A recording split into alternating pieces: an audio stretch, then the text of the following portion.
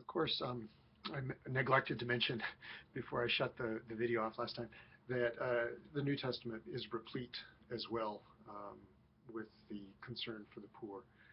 Uh, it's part, it's such a huge part of the Gospels and what Jesus was doing, the poor and the outcast, the marginalized. We know that it doesn't take much in-depth reading to pick that up. The book of James, of course, is all about putting your faith into action. That faith without works is dead. That famous passage from James that made Martin Luther want to get rid of the book. But it's also in Paul as well.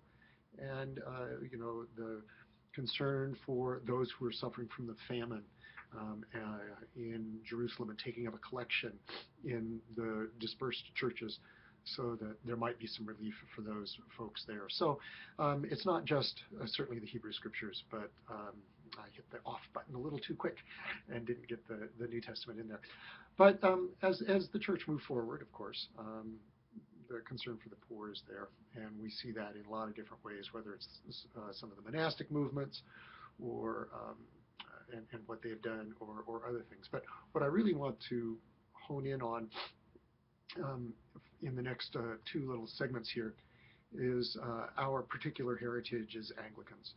And Anglicans in the broad strokes from the Reformation up until the Revolutionary War, and then our experiences as American Episcopalians, Anglicans. And a lot of this you will know from your own experience, whether your own reading, your work in classes at ILIF, or just being in the church for any length of time. A lot of this stuff you hear or you may remember. But certainly, and we talked about this last week in terms of just theological ethics, is the main thinkers throughout our heritage are the same, right? So it kind of goes back to Hooker, who would argue that the church is an extension of the incarnation. We are the body of Christ. So how did Jesus live amongst his country, the folks of his time? He, as I just mentioned, his focus was a lot on those marginalized people, the people that either the government or the religious authorities set aside. He was there. He wanted to be with them. He wasn't concerned about purity. He wasn't concerned about some of these other things if it meant taking care of the poor and the marginalized. So if that's Jesus's way of being amongst his society, then the church, by extension of that, should be that same kind of body of Christ. We are an agent of restoration, Hooker would argue. And as I mentioned earlier on, we exist for the benefit of humanity. We don't exist for us, which of course flies in the face of a lot of folks in the church who would say, well, golly, if we do this, we'll have to shut our doors. Well, we're called to do that. We aren't called to keep our doors open. Jesus wasn't worried about keeping our doors open. Jesus was worried about taking care of folks. So in that, if the sacraments aren't for us, they are, to make us feel good. They aren't ends in themselves as much as we might want to make them that. They are reminders that we have a responsibility to go out. As we ingest the body and blood of Christ, we become the body and blood of Christ. We serve as the body and blood of Christ. We make vows at our baptism to go out. Not the baptism doesn't initiate us into a club where we can just be together with one another. It is something else. The sacraments empower us for ministry, as one of the hymns says. So, from Hooker on, we have this tradition. Wesley, both the Wesleys, Charles and John, were Anglicans. But they saw a moribund church, one that was sort of inward focused, and it didn't really have to be all that outward focused because it was the church of the realm. And so they thought, well, we're here. We're doing okay, but they weren't. And so the Wesleys thought, we've got to serve. As the Industrial Revolution gets going, we've got to serve these who are marginalized. And of course, when they came to the United States, or to America, that was also part of what they did. They said, we've got to go out and take our message out to the people, out to those who need it. It's not just for those of us inside. So they were part of the evangelical wing, Mr. Stott, and so that they began this different way of looking at how we were meant to be in the world.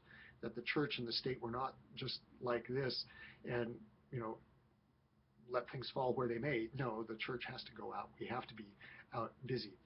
And so another great Anglican who comes out of that wing, William Wilberforce, he and some others started something that became known as the Clapham sect. And one of the things that they were very involved in was the abolitionist movement in Britain, which of course happened long before it happened in the Americas. Frederick Denison Maurice, who I referred to last week, a socialist.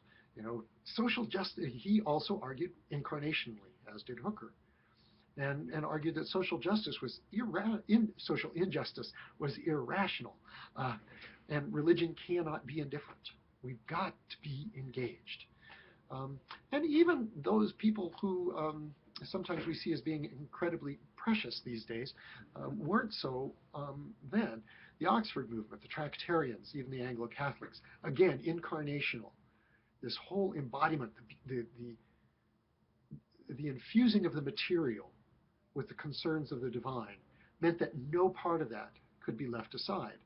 So, all of those Tractarians, Newman, Pusey, Keble, they pushed, they appealed to the fathers, and they pushed the church fathers, patristic period, and then pushed the church forward and out, and saw that the sacraments, again, not just for us, but they were means of strengthening the poor, empowering them, saying, you are not excluded.